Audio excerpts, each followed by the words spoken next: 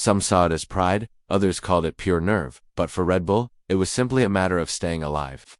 When Honda confirmed it would once again walk away from Formula One, Red Bull Racing found itself in a situation that could have completely wrecked its dream of dominating the grid. The timing couldn't have been worse. History hadn't been kind to them in this department either. Their split with Renault had been nothing short of chaotic. The relationship ended on a bad note, leaving both sides unwilling to even consider a reunion. Mercedes, out of the question. No way would they help a team that threatened their own position at the top. Ferrari, same story. Why offer your biggest competitor the tools to beat you? Red Bull wasn't just out of options, they were boxed in, stuck. And when you're in that kind of corner in Formula One, you either figure a way out, or watch everything fall apart. So, Red Bull did what it had to. In a high-pressure, last-minute decision, they agreed to a risky but necessary arrangement with Honda, the very company that was trying to step away from the sport. Honda had barely recovered from a damaging chapter with McLaren, which had dented their image and confidence. And yet here they were, back in the mix. It was a gamble filled with uncertainty. No one knew if it would work. But when the environment gets this harsh, hesitation can be deadly. Red Bull had to stay in the race, quite literally. Now, fast forward to the present, and Red Bull's new in-house power unit project, aimed for 2026, is facing some trouble. Whispers are growing louder, talk of technical setbacks, speed concerns, and even reliability doubts. The big question now, will Red Bull's bold collaboration with Ford actually deliver when it counts? Or is this the start of another power unit nightmare, waiting to explode? The first signs of trouble came as early as October 2020. That's when Honda made its decision public. They were stepping away from Formula One at the end of the 2021 season. On paper, the move made sense. The Japanese manufacturer wanted to shift its focus to clean energy, pushing ahead with electric vehicle development and future tech. With the world still reeling from the effects of COVID-19, budgets were tighter than ever. Honda made it clear, Formula One no longer fit into their long-term plans. The cost was too high, the returns uncertain.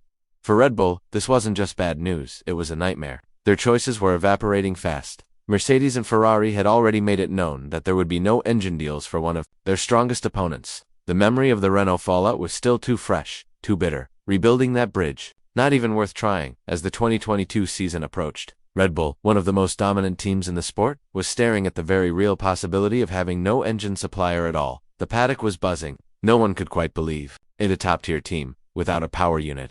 It was almost unthinkable, but this was the corner Red Bull had been pushed into. Team principal Christian Horner took time to reflect on the situation. It all came down to timing, he admitted. Honda's exit during a global crisis left them with limited options. Mercedes and Ferrari were not as start as Renault. Been there, done that, he said. Going back didn't feel right. The trust had been broken. In many ways, Honda's decision forced Red Bull's hand. At first, there were talks of simply taking Honda's engine plans and continuing on under a different name. But as Horner quickly realized, things were far more complex than expected. Building an engine wasn't just about blueprints and badging. It meant setting up a whole supply chain, creating a facility from scratch, and maintaining operations on a massive scale. What seemed like a workaround turned into a mammoth challenge. With no easy way out, Red Bull and Honda came to a middle ground solution. Instead of a complete handover or a total exit, Honda agreed to stick around, just not in the spotlight. Koji Watanabe, head of Honda Racing Corporation, explained how the agreement took shape. We had already announced our withdrawal, he said, but Red Bull asked us to continue in a technical capacity. From that point forward, Honda operated more like a silent partner, not officially present, but still running things behind the scenes when it came to the power unit. It was a unique setup. Publicly, Honda had stepped back, but in reality, they were still very much involved. For Red Bull, this stopgap solution bought them valuable time to work on a plan for full independence. But Formula One never stays still. Just when things looked somewhat stable, the FIA introduced a major shakeup with the 2026 engine regulations.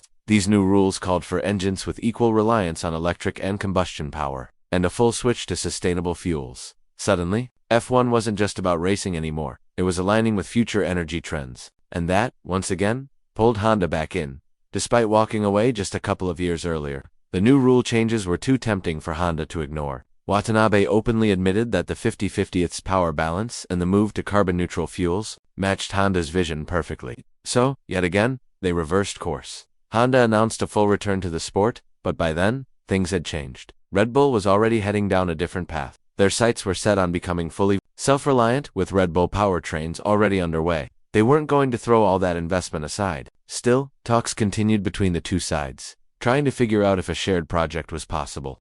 Maybe Red Bull could build the internal combustion engine while Honda focused on the electric side. It sounded good on paper, But when both teams dug into the details, it became clear, sinking two separate development arms into one working engine would be incredibly difficult. After a closer look, it was obvious that building one engine with two separate minds just wouldn't work. Trying to make Honda's electric systems perfectly match Red Bull's combustion engine setup meant facing constant integration issues. Even the slightest mismatch in timing, software communication, or cooling systems could throw the whole project off balance. Eventually, both parties agreed that forcing this kind of partnership would likely cause more trouble than progress, so they went their separate ways. Honda didn't waste any time finding a new partner. They signed an exclusive deal with Aston Martin, a team hungry for success, and backed by Lawrence Stroll's deep investment. It was a smart move. Honda would now be developing a power unit specifically for Aston Martin, tailored for the upcoming 2026 regulations.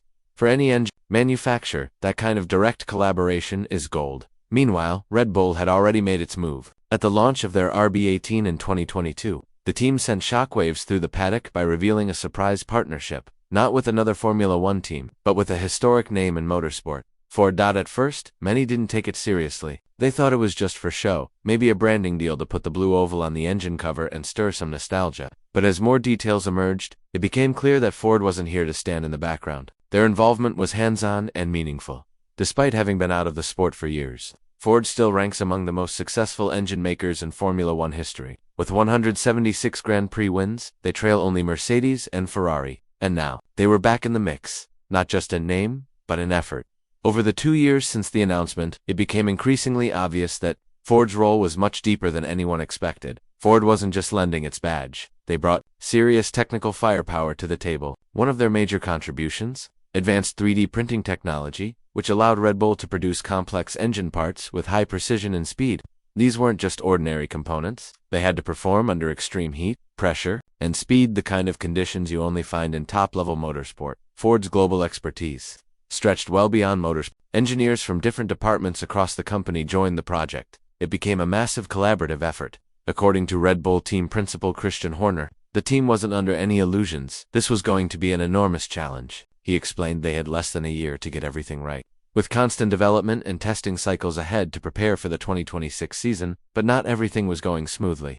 Rumors began to surface that the power unit wasn't meeting expectations. Italian media hinted that performance benchmarks were falling short, and even more concerning, reliability was becoming a serious problem. For Red Bull, it stirred bad memories from 2014, when engine failures derailed their title hopes during the early hybrid era with Renault. Whispers started that if these issues continued, Max Verstappen himself might consider walking away after 2026. That would be a massive blow.